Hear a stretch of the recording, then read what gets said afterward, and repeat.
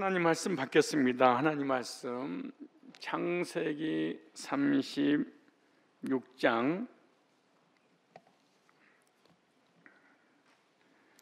20절부터 30절까지 읽어야 되는데 이름이 너무 많이 나와서 히브리어이기 때문에 발음하기도 어려워서 조금만 하겠습니다.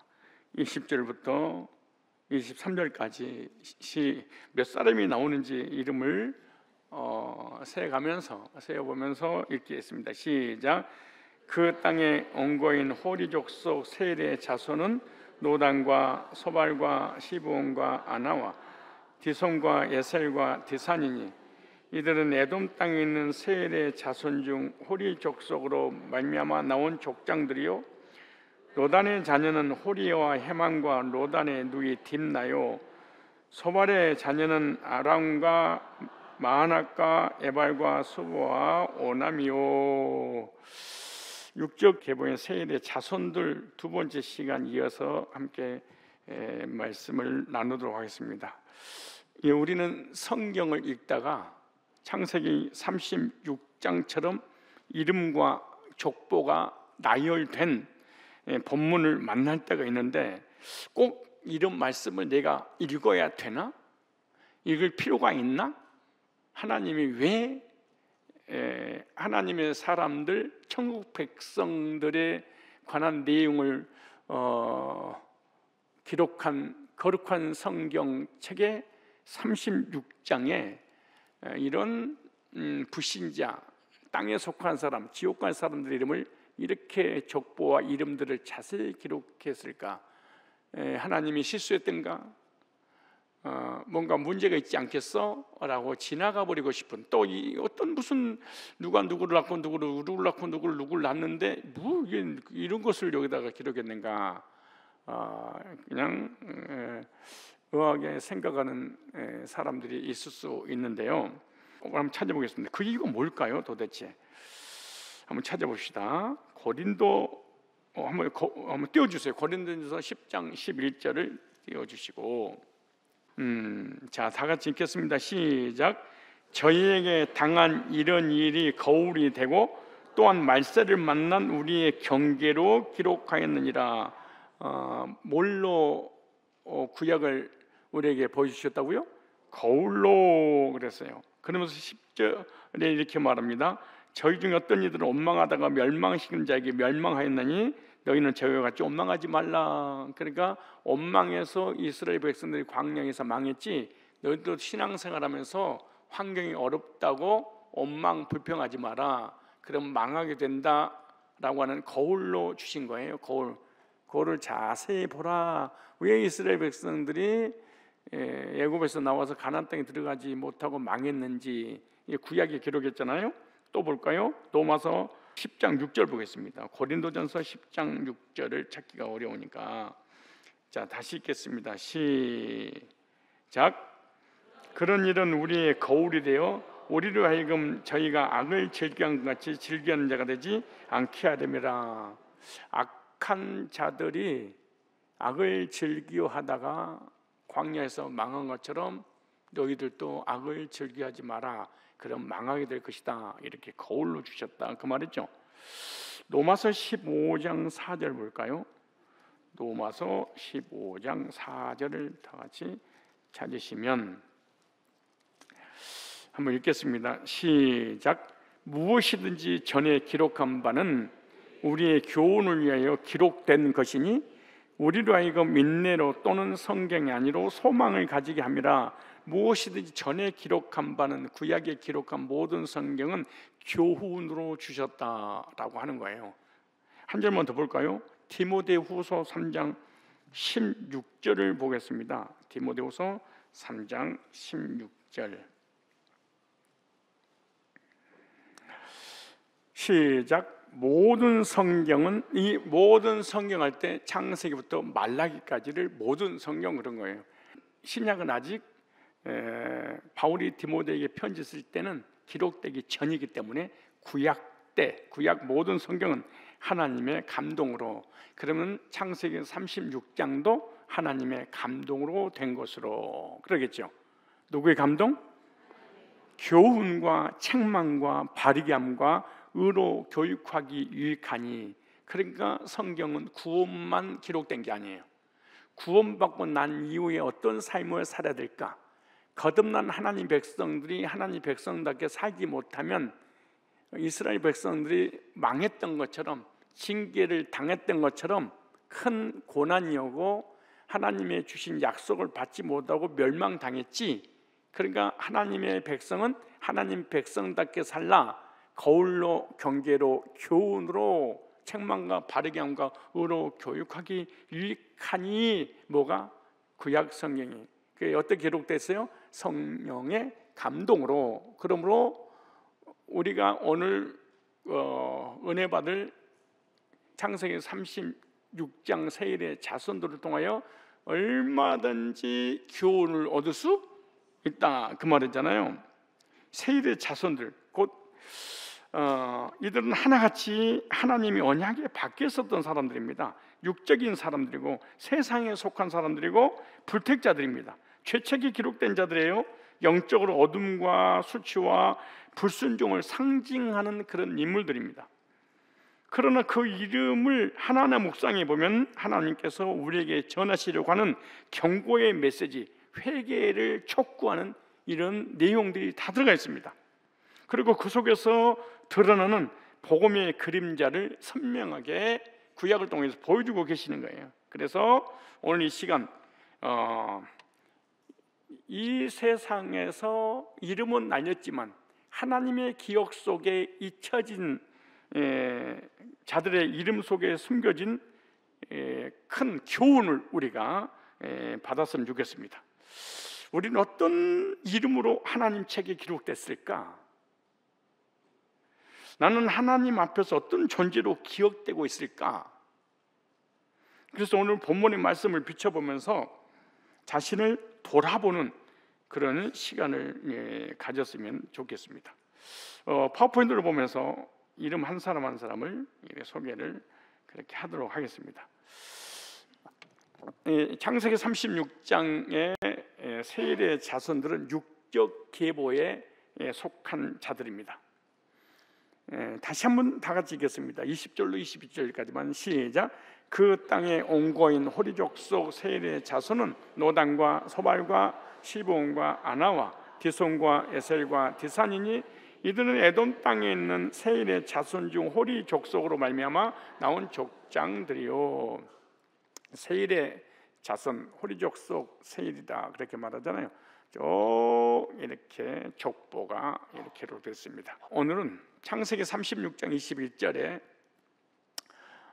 디손과 에셀과 디산이니 이들은 에돔 땅에 있는 세일의 자손 중 호리 족속의 족장들이요. 디산에 대해서, 디산은 디샨이라는 히브리어입니다. 디샨, 뜻은 산양이라는 의미를 가지고 있습니다. 자, 이 디산은 산양이라는 뜻이고 디손과 같은 자를 의미하는데, 양은 어떤 것으로 사용되냐? 하나님께 드려질 거룩한 제물을 상징합니다. 흐뭇고 집에서 관리된 것을 하나님 앞에 제물로 드리는 것입니다. 그 산양은 산에서 자란 이런 들 짐승들은 하나님 앞에 제물로 드리지 못하고 가축들만 하나님 앞에 산 제물로 드리게 되죠. 반면 산양은 들판에서 방목되며 길들이지 않고 제멋대로 자라는 그런 존재가 산양입니다. 산양은 하나님께 드릴 수 없는 존재로 부정한 제물로 구약은 그렇게 여겼습니다. 이런 짐승이 있더라도 하나님 앞에 드릴 수가 없어요. 그래서 디산은 구속사적인 관점에서 영적인 면에서 하나님께 드려질 수 없는 삶을 살아가는 자를 지금, 그러니까 디산이가 산양이 아니에요. 디산은 뭐 양이었나 봐, 아니면 염소였나 봐, 막 이런 의미가 아니에요. 이 사람 디산이라는 의미를 산양 같은 그런 의미를 가지고 있었다 그 말이에요. 그러니까 이 디산은 하나님 앞에 드려질 수 없는, 하나님이 받을 수 없는 그런 존재다 그 말이에요. 그래서 이런 사람 어떤 사람이냐? 신앙 공동체에서 관리되지 않고 하나님의 말씀과 질서에서 벗어나 자기 중심적이고 방황하는 영적 상태에 있는 자다. 산에서 방목되어지는 지 멋대로 살아가는 공동체의 연합이 안 되는, 이 성산교회 안에서 신앙생활하고 있지만은 성산교회 안에 공동체 안에 소속이 안 돼 있는, 참 가슴 아픈 일, 이런 사람 다 산양과 같은 하나님이 들어지지 않고 있는 그런 의미죠. 그러니까 이 불신자들의 이름의 의미를 추적해 가면은 우리의 신앙을 거울로, 경계로, 교훈으로 아주 적나라하게 대입을 시켜보면 내 자신을 딱 발견할 수 있어요. 그래서 신앙생활은 절대로 하나님을, 성경을 속일 수가 없는 이유가 그래서 그런 것입니다. 이 디산과 디소는 모두 하나님께 속하지 않는 신앙으로 외형상 혈통이나 족보는 있지만 성산교회 다니기는 하지만, 그 말이에요, 공동체 안에 있지만 공동체 안에 소속이 되어서 함께 공동체 이론으로 하나님께 영광 돌리는 그런 헌신의 삶은 절대 살 수 없어요.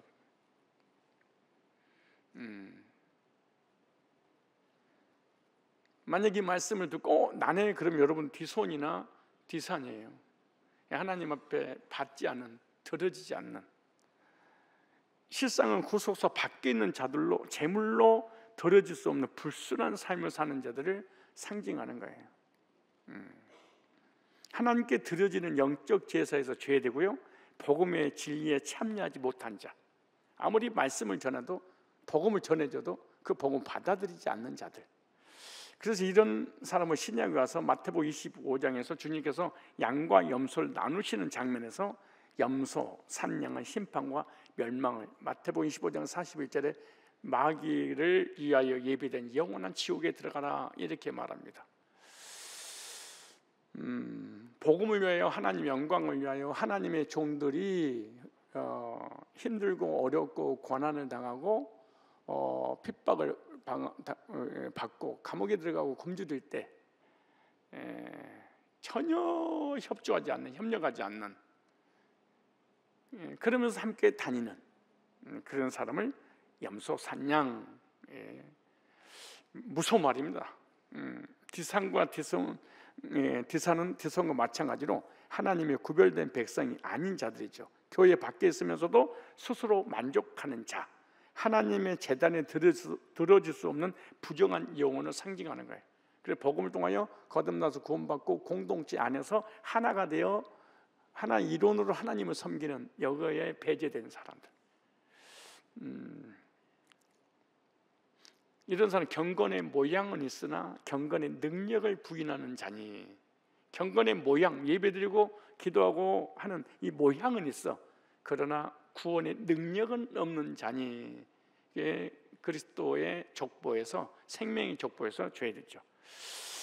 우리는 이런 산양과 같은 자가 아니라 예수 그리스도의 음성을 듣고 따르는 순종의 가축, 이런 양이 되어야 되며, 말씀과 성령의 양육 아래 거하며 하나님께 드릴 수 있는 거룩한 산 제물로 살아가야 된다는 중요한 원리를 우리에게 주시고 계시는 거예요. 자, 그 다음에 호리 보겠습니다. 노단의 자녀는 호리라는 이 이름은요, 동굴 거주자. 무슨 말이야? 동굴에서 사는 사람, 굴에서 생활을 하는 사람, 다른 말로 하면은 빛을 전혀 보지 못한 자, 어둠 속에, 흑암에, 칠흑같이 어두운 곳에서 살았습니다. 근데 제가 실제로 이 호리 족속이 살았던 이곳에 신방을 사실 갔었습니다. 호리 가봤더니 벽이 다 동굴로 되어 있어요. 벽이 다 동굴이에요. 그리고 동굴 속에서 우리가 살아가는 것처럼 그 안에서 자고 먹고 싸고 생활 다 했어요. 굴 속에 산 거예요. 빛을 보지 못하는 거죠. 이게 호리 족속입니다. 이게 보이죠? 지금 현재 요르단이죠. 요르단 페트라라는 지역 가면은 에돔 족속들이, 예서의 후손들, 예서의 별명이 에돔인데 에돔의 족속들이 이곳에서 살았어요. 가서 보니까 전부 다 굴이, 벽에 굴이 파졌는데 이곳에서 거주했어요. 그래서 이 세일 산지의 원주민으로 아브라함 시대에 존재했었는데 창세기 14장 6절에 이렇게 호리 족속에 대해서 호리 족속을 그 산 세일에서 쳐서 광야 금방 에바란까지 이르렀으며 여기 나오죠. 이미 아브라함 때 호리 족속에 있었어요. 호리는 세일 산지 원주민, 동굴 거주민, 동굴에 거하는 자, 동굴에 생활한 자예요. 30주간 20별로 20을 그 땅 온 거인 호리 족속 세일의 자손은 이렇게 말하죠. 그래서 예서가 야곱과 헤어지고 이 페트라로 하는 이 지역에 와서 호리 족속을 몰아내고 그쪽에 나라를 세웠던 사람이 예서입니다. 신명기 장 12절에 호리 사람도 세일에 거주했는데 예서의 자손이 그들을 멸하고 예서가 이쪽을 점령하게 됩니다. 그 땅에 거주하였으니 이스라엘 여호와께서 주신 기업의 땅에서 행하가 같으니라. 호리 족속은 동굴 거주자로서 진리의 빛을 보지 못하고 항상 어둠 속에 사는 자를 의미하는 거예요. 구속사적인 면에서 볼 때는 이 사람은 복음의 빛을 받지 못하는 생명의 빛을 그래서 늘 어둠 속에 있던 자를 얘기합니다. 호리는 하나님 언약 밖에 있는 자들로서 동굴에 머물며 햇빛을 피하듯이 복음의 빛을 거절하고 자신의 방법대로 살다가 결국 멸망하는 자들이죠. 그래서 동굴은 빛이 없는 공간이며 동굴은 해가 들지 않는 은폐되는 공간, 영적 어둠을 상징하는 거예요. 영적으로 어둠을. 그래서 동굴은 폐쇄되고 차가운 공간이겠죠. 그래서 호리인처럼 항상 우울감과 폐쇄감에 빠져 영적으로 침체된 상태를 의미한다. 그래서 호리족처럼 내 마음에 어둠으로 가득 차서 사랑과의 어떤 교류도 하지 못하고 늘 우울하고 고독하고 혼자만 잠수해서 살아가는 이런 사람도 마찬가지예요. 그러니까 세상 육적으로도 마찬가지고 영적으로도 복음의 빛을 받지 못해서 구원받지 못한 상태에서 살아가는 모든 사람들 얘기하는 거예요. 그래서 동굴 거주자로서 진리의 빛을 보지 못하고 항상 어둠 속에서 사는 자를 의미하는데 세상의 빛이 되시는 예수님이 진리의 빛을 보지 못한 자들 이렇게 생각합니다. 뭐 율법주의라든가 성화주의라든가 행위주의라든가 이런 사람도 사실은 복음을 거절하지요. 복음 안 받아들이죠. 왜? 자기가 너무 강하기 때문에 그런 거예요. 그래서 호리 족속은 빛을 거부하고 어둠 속에 머무는 자들을 상징한다. 복음을 싫어하는, 하나님을 싫어하는. 요한복음 1장 5절에 이렇게 말씀하잖아요. 빛이 어둠에 빛이 돼. 복음이 생명이 예수님께서 죄악의 어두운 곳에 흑암의 어두운 곳에 빛이 돼 어둠이 깨닫지 못하더라. 그 다음에 이거 보면은 죄가 드러날까봐 빛을 미워했다 이렇게 말하잖아요. 그래서 죄 문제를 해결하지 못한 것을 얘기합니다. 오늘날도 영적 호리가 존재합니다. 호리 족속처럼 복음의 진리와 은혜를 가까이 했으나 실제로 깨닫지 못하고 사는 자들, 교회를 다니긴 다니는데 복음만 안 받아들이고 다니는, 신앙생활을 열심히 하는데 어둠에 갇혀있는 자들, 이단들도 마찬가지고 거짓교리에 빠진 자들도 마찬가지고 복음만 받아들이지 않는. 여러분 우리들도 얼마든지 예배드리고 기도하고 헌신하고 찬양하고 찬양대 쓰고 그럴 수 있어요. 근데 복음에 민감하지 않는, 복음을 거부하는, 세상적으로 얼마든지 많은 대화를 나눌 수 있는데 복음의 대화를 나눌 수 없는, 교회 안에 있지만 신앙의 기쁨이 없이 항상 우울하고 냉랭한 삶을 사는 자들, 의와 평화가 희락이 없는, 교회 안에서 예배 드리는데 기도하는데 헌신하는데 복음을 받아들이지 않는 상태에서는 늘 신앙의 기쁨을 얻고 다 우울해요. 내가 신앙생활 열심히 하다가 우울하나, 불신자가 오늘 밤 나는 우울해, 이거 똑같은 거죠.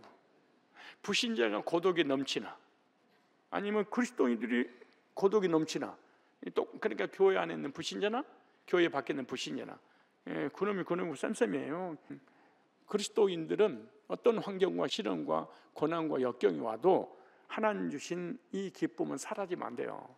하나님 주신 이 안식이 사라져버리면 불신자가 되고 말기 때문에 신앙의 기쁨이 늘 있어야 되는 신앙의 기쁨은 복음 듣고 죄사 먹고 성령 충만할 때 주어지는 것이잖아요. 교회에 있더라도 하나님 말씀과 은혜의 빛을 경험하지 못하고 여전히 세상의 생각, 우울함, 죄 가운데 갇혀 살아가는 자들을 영적으로 호리족 속의 후예들이다 이렇게 말하는 거예요. 이 몸의 소망 무행가 우리 주 예수 뿐일세 우리 주 예수 밖에는 이 노래를 왜 불렀는지 우리 주 예수 밖에는 기쁨이 아주 없도다. 이 노래를 왜 목사님 불렀지? 요거 하려고 부른 거예요. 요거 여기하고 연결하려고. 우리 주님밖에 기쁨이 없도다 이래야 되는데 남편밖에 기쁨이 없도다, 아내밖에 기쁨이 없도다, 나는 오직 성공밖에 기쁨이 없도다, 오직 난 돈밖에 기쁨이 없도다. 그러면 구원 받았어도 호리족 속의 인생을 사는 거예요. 흑암에 갇혀서, 어둠에 갇혀서, 비관적이고 부정적이고. 교제 나누고 가까이 가면 사람이 어두우니까 가까이 가기가 싫어. 우리 성도들 얼굴 보고 내가 피해 다니는 사람도 있어요. 그냥 범사에 우울해. 진짜 꼴보기도 싫어. 막 아유 그냥 성질나. 같이 우울해져 그냥. 근데 우울하다가 밝은 사람 옆에 가면 같이 막 밝아져. 그러던가요? 에휴 징그러. 짜증나. 스트레스 쌓여. 막 신경이 나. 의도적으로 웃어야 돼. 웃으면 얼마나 예뻐 좋아. 한번 웃어봐. 시작. 미쳤어. 미쳐도 좋아. 웃어야지. 얼마나 좋아. 뭐가 그리 세상 짐을 다 진 것처럼 말이야. 근데 보고 만나기 전에는 참 신기해. 영적으로 허리 후손들이 맞아. 이단에서 나온 사람이라든가 불신자라든가 우리 교회 처음 오신 분들 간증을 들어보면 폐쇄된 인생을 살았더라고. 빛이 전혀 없는, 다 우울하고 하나님 탓, 사람 탓, 내 탓. 그렇게 인생을 그렇게 살 수 있을까? 얼굴 보면 완전히 파김치가 됐어. 그래 비포 애프터 오기 전과 오고 난 이후에 사진을 찍어놔야 돼. 새 가족들 요즘 계속 사진 찍어서 이 자매는 진짜 우리 교회 올 때는 그렇게 얼굴이 시커멓더만 이렇게 예뻐질 수가 있나? 와 이렇게 밝아질 수가 있나? 그랬더니 그 사진 찍으신 분이 나 깜짝 놀랐어요. 바로 그냥 1분 나도 날 실망을 시키는데 포샵한 거예요. 짜증나. 나는 기다려갖고 이렇게 복음하고 사람이 뭐 바뀔 수 있을까? 복음의 유대성, 복음의 능력 막 감탄하고 있는데 제가 사진 찍으면서 모든 주름살 얼굴 싹 바꿔놨는데요. 그래. 새 가족들은 바꾸지 마세요. 내 거나 바꿔요. 새 가족만. 왜 우리가 우울한 줄 아세요?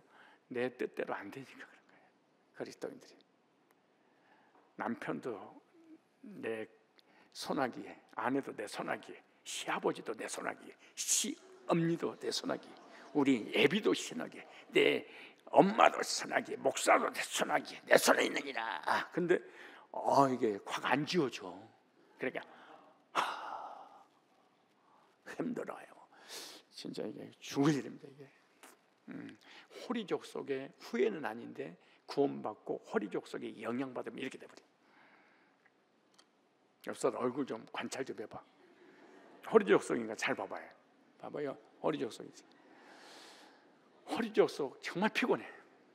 진짜 교제 나누고 싶지 않아. 가까이 가고 싶지도 않아. 난 목사인데도 내가 더 힘들어져.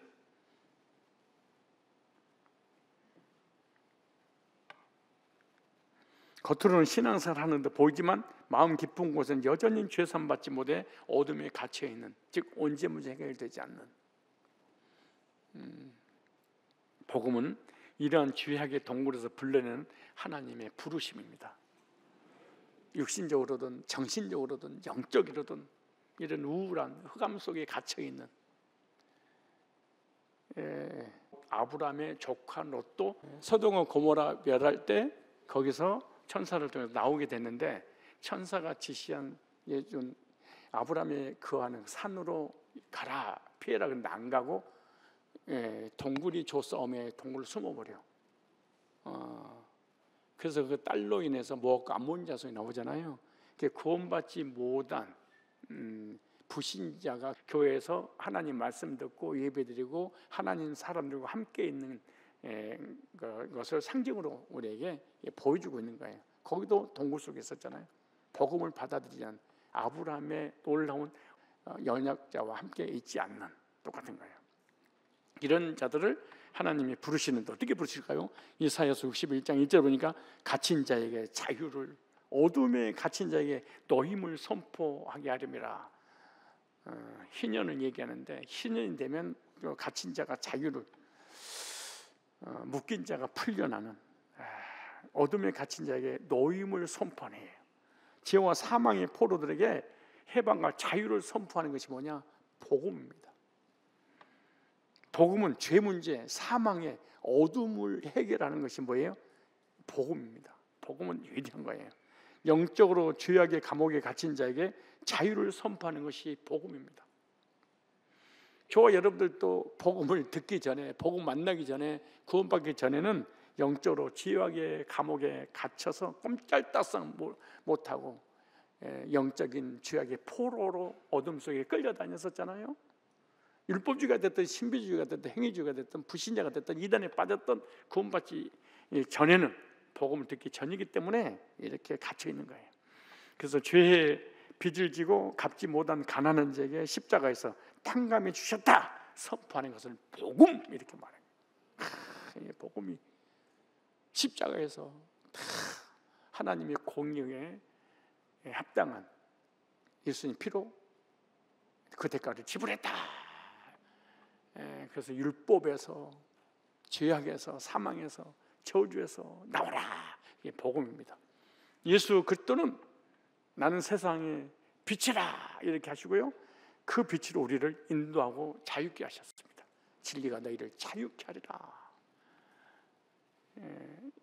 복음은, 예수님은, 진리는 우리를 죄에서, 저주에서, 율법에서, 사망에서, 심판에서, 지옥에서 뭐 하신 분? 자유케 하시는 분이에요. 그래서 요한복음 1장 4절에 그 안에 생명이 있었으니 이 생명은 사람들의 빛이라. 마태복음 5장 14절에 너희는 세상의 빛이라. 산 위에 있는 동네가 숨기지 못할 것이요. 다 그 복음 빛이 임하게 되면 어둠이 다 물러가게 되고 죄사함을 거룩이 돼서 생명을 받게 될 것이다. 이렇게 말했잖아요. 에베소 5장 8절에 이렇게 말합니다. 너희가 전에는 어둠이더니 구원받기 전에는 호리 조석처럼 어둠 속에 갇혀서 살았더니, 세상의 죄악이 갇히고 내 자신의 죄악이 갇히고 전혀 복음을 듣지 못한 상태는 이런 어둠이 이제는 주 안에서 빛이라. 빛의 자녀들처럼 행하라. 빛 안에 거하는 거, 복음 안에 계속 있어야 됩니다.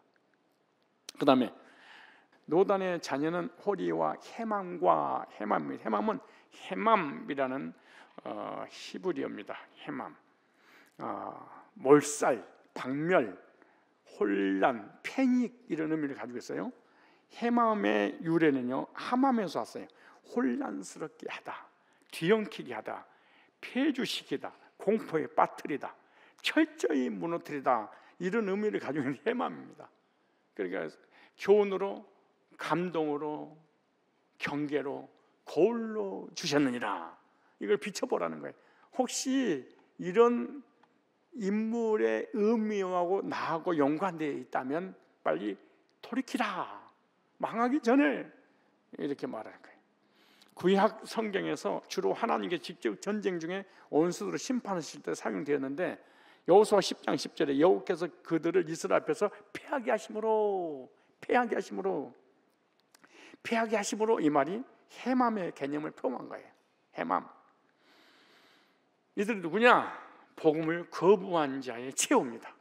헤맘은 단순한 패배나 실패가 아니라 하나님의 능동적인 심판 행위인데, 복음을 듣고도 거절하거나 전혀 들으려고 하지 않고 세상에 취해 사는 자들은 결국 헤맘의 대상이며 곧 하나님 마지막 심판의 대상이 되고 말 거야.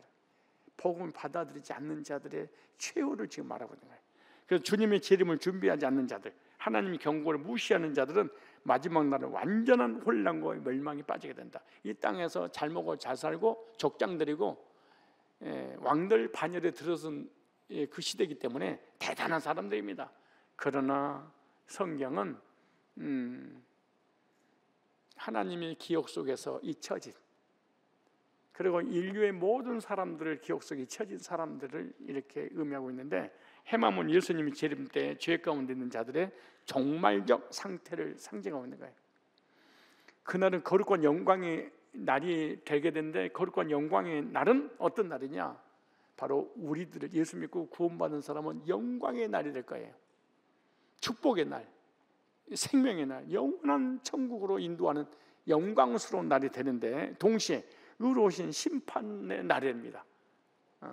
예수 안 믿고 거듭나지 못한 불신자들은 저주와 심판과 영원한 지옥 형벌을 갈 수 있겠죠. 그러니까 예수님 재림할 때 두 가지가 일어나는 거예요. 예수 믿는 사람들 영광이 되고, 불신자들에게는 지옥의 형벌이 떨어지게 되죠.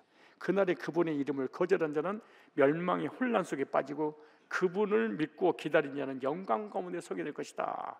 지금도 많은 이들이 복음 없이 헤망 가운데 살아요. 그래서 헤망은 복음 없는 자들을 상징한다, 이렇게 생각하면 됩니다.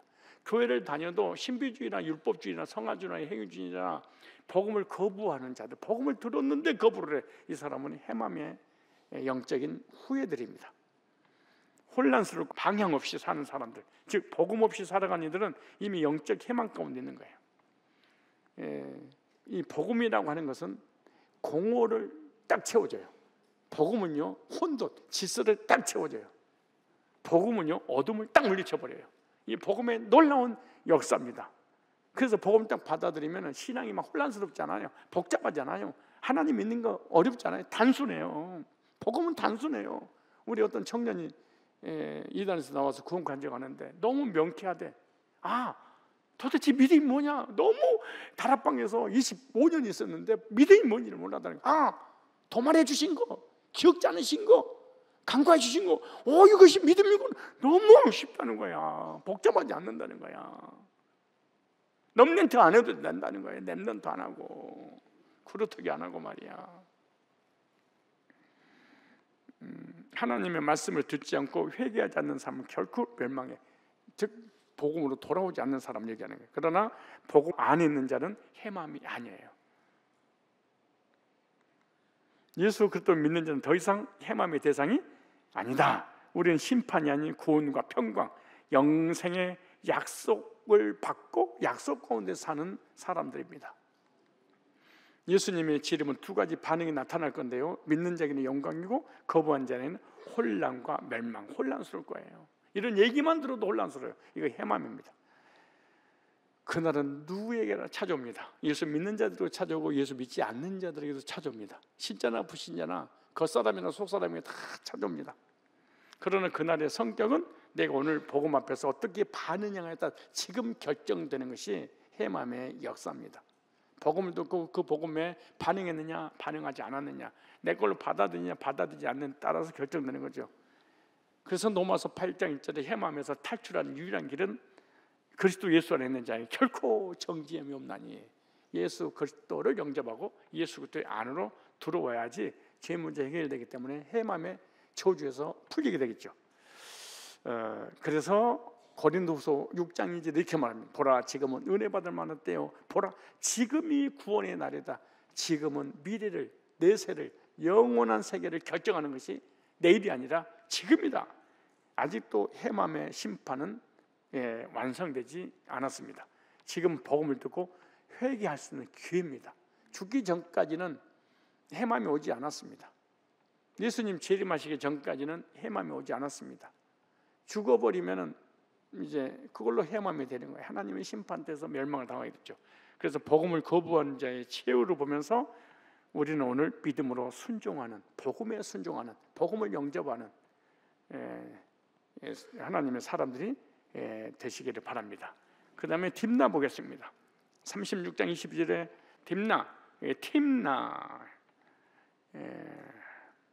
딥나, 억지하는 자, 막는 자, 방해하는 자가 딥나라는 이름의 의미입니다.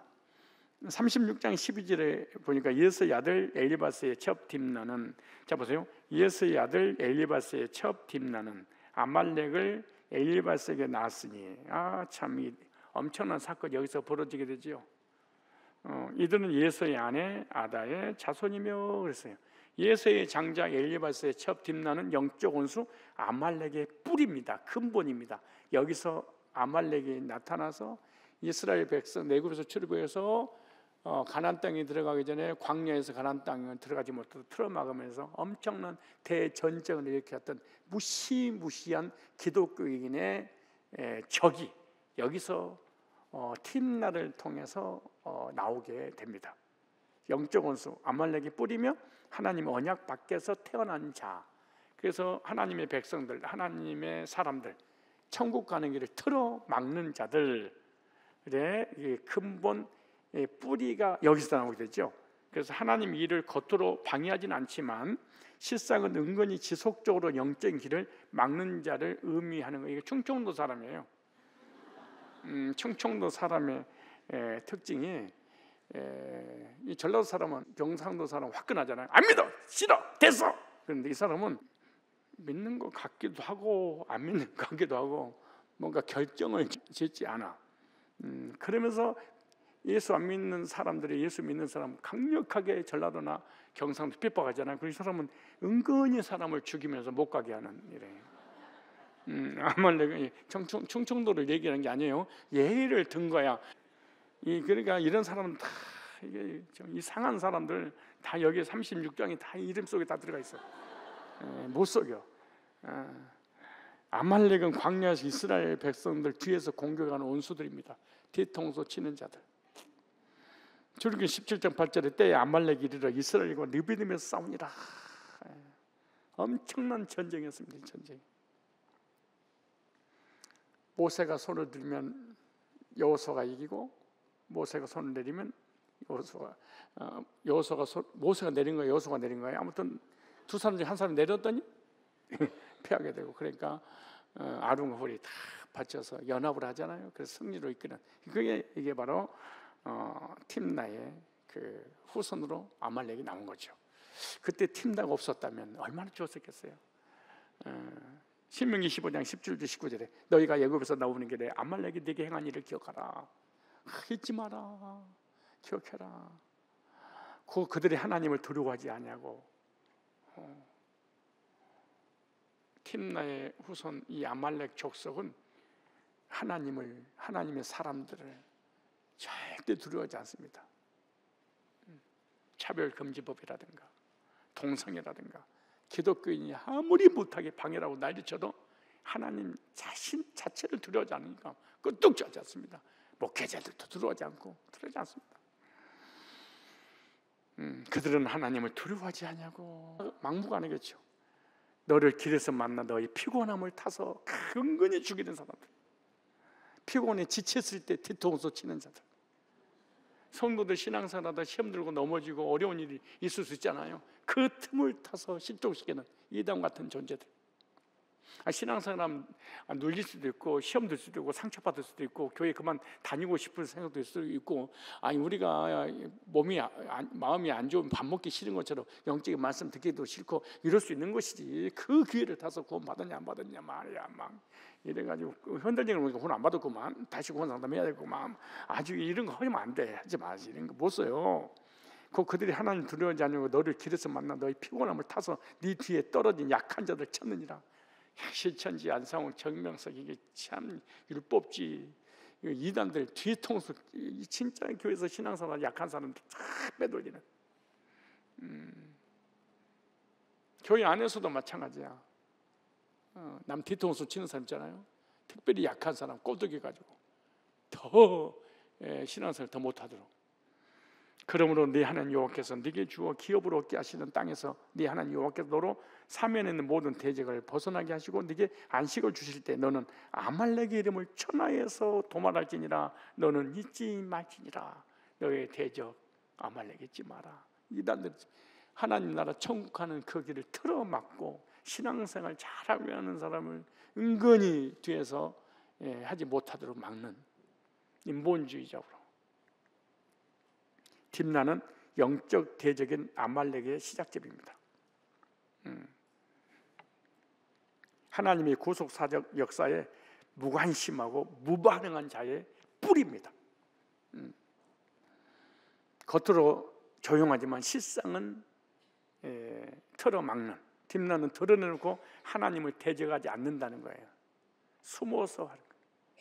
그를 은밀하게 지속적으로 하나님 뜻을 막는 자의 뿌리 역할을 하는 게 딥나입니다. 여러분 사람하고 교전할 때도 사살하지 마라. 그럼 딥나야. 다 지나간 사람 다 티나.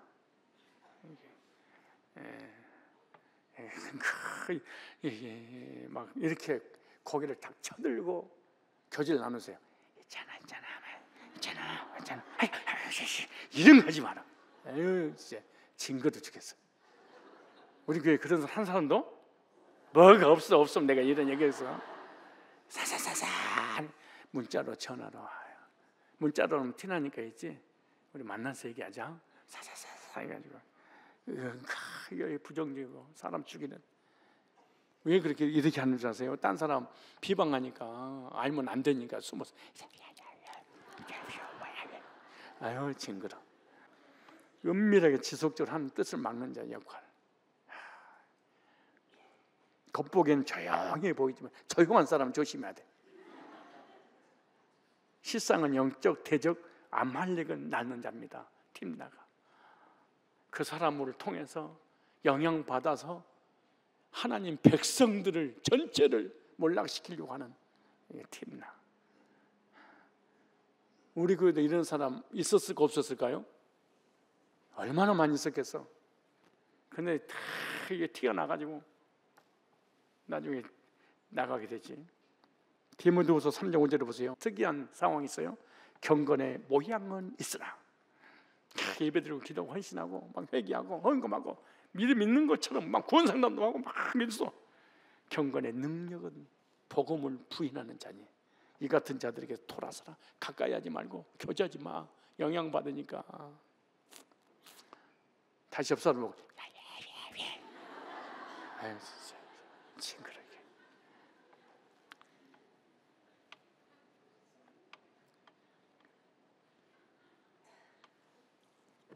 목사님한테 얘기하지 마.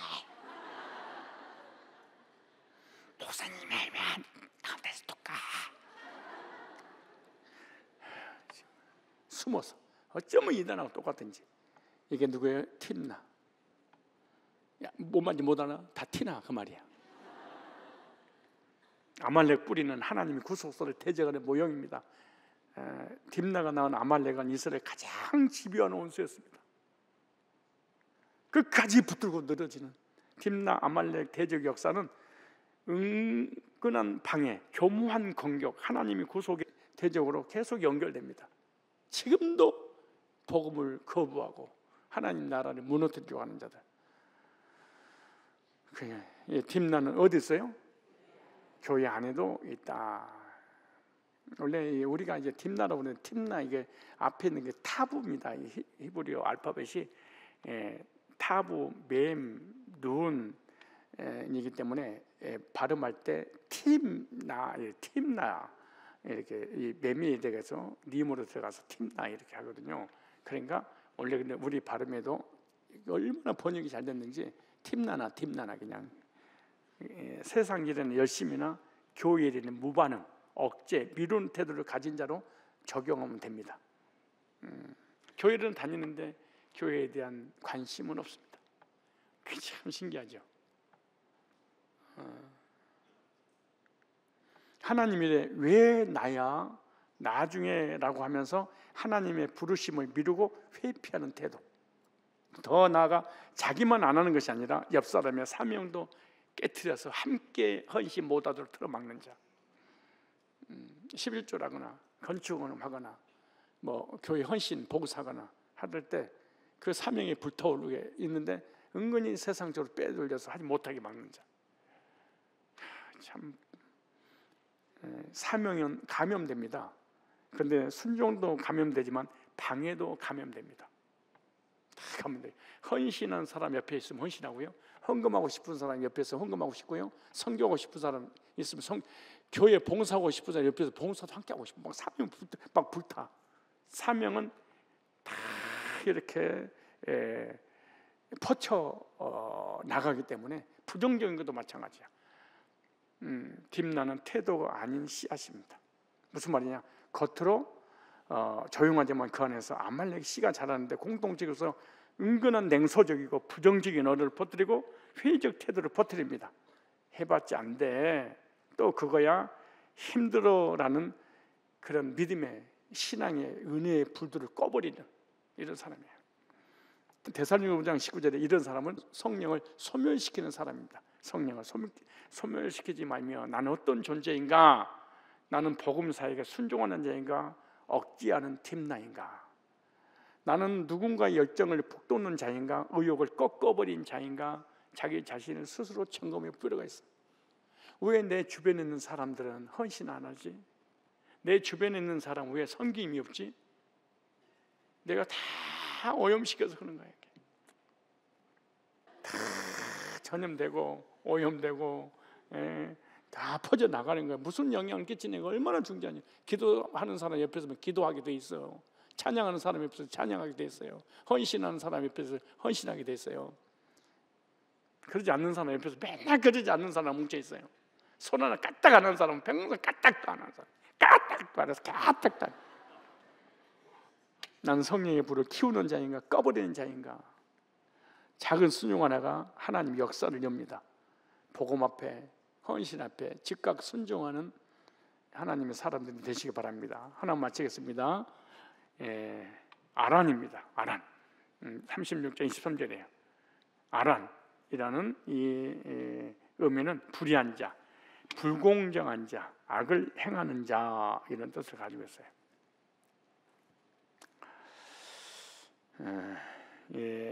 아란은 똑같습니다. 아란에서 유래가 됐는데 어두움에 있는 자, 덮이지 않는 자, 의의 옷을 입지 못한 자, 수치가 드러난 자는 영적으로 상징을 가지고 있는 게 아란입니다. 하나님 언약 밖에서 번성하였지만 영적 무지와 불의 속에 살아간 족속의 이론입니다. 아란이라는 이름 자체가 하나님의 공의와 대립되는 자를 의미하는데, 그는 예수의 후손으로서 인간적 번영을 누렸지만 하나님의 언약에는 들어오지 못한 자입니다. 이건 무슨 말이냐? 회개하지 않는 자의 모습이에요. 아란은 죄로 여기지 않고 양심이 화인 맞아서 죄책감 없이 살아가는 자의 영적 상태라고 디모데전서 4장 2절에 이렇게 말합니다. 자기 양심이 화인을 맞아서 외식함으로 거짓말하는 자들이라.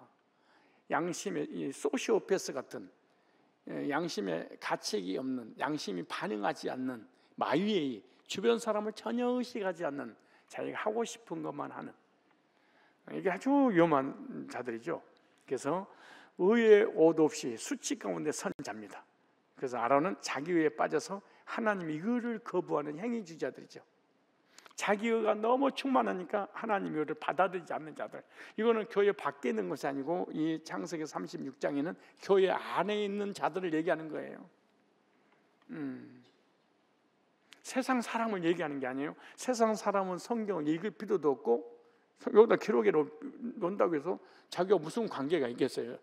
성경인데. 그래서 교회 안에 있는 사람들의 신앙을 점검하라는 것이죠. 왜냐? 경계를 줬기 때문에, 거울로 줬기 때문에, 교훈이기 때문에, 성령의 감동이기 때문에 너무나 중요한 거죠. 그들은 예수 그때 보혈로 오르게 된 자가 아니라 벌거벗은 채 심판대 앞에 설 자의 상태입니다. 누가복음 18장 9절에 또 자기를 의롭다고 믿고 다른 사람 멸시하는 자들에게 이 비유로 말씀하시되, 자기가 율법주의라든가 행위주의라든가 이런 사람은 자기 스스로 너무 어려우니까 의롭지 못한 예를 들어서 바리새인들이 얼마나 거룩하고 우르게 살았어요. 그렇게 살지 못한 자를 판단하고 비판하고 정지하고, 나는 저 세리 같지 않냐요. 하나님 앞에 기도를 해도 저런 전라도 말로 느자고 없는 자 같지 않냐고. 창세기 3장 10절에 가로되 내가 동산에서 하나님 소리를 듣고 내가 벗었으므로 두려워에 숨었나이다. 하나님의 은혜와 사랑과 복음의 의로 덮지 않는 상태, 이게 아란입니다. 나는 지금 어떤 상태인가? 하나님의 의의 옷을, 복음의 옷을, 내 죄는 예수님이 가져가시고 예수님의 의를 나에게 전가시켜 주셔서 나는 의인 돼서 의롭게 내 의의 옷을 입었는가? 아니면 아란처럼 스스로 옳다고 여기며 진짜 회개 없이 언제 문제 해결되지 않는 상태에서 자범죄를 짓지 않고 의롭게 살았다고 이걸로 하나님 앞에 사람 앞에 나서면서 나대면서 이렇게 비판하는 자인가? 나는 복음을 듣고 겸손히 순종하는 자인가? 아니면 듣고도 무방하거나 판단하면서 복음을 거부하는 자인가? 한번 여러분 스스로 이름들의 의미를 보면서 자신을 살펴보고 그 이름의 의미와 걸맞는 어떤 나의 상태가 있다면 반드시 돌이켜서 복음 안으로 들어오시기를 주님을 축복합니다. 기도하겠습니다.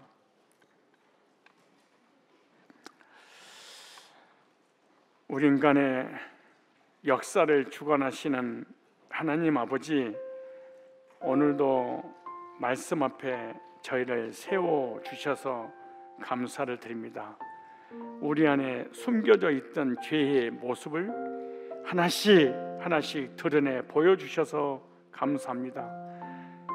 디산처럼 마음이 흩어져 방황하고 세상의 소리에 흔들렸던 저희들을 불쌍히 여겨 주옵소서. 호리처럼 진리의 빛을 피해 어둠 속에 숨었던 저희를 주의 은혜로 불러 주시옵소서.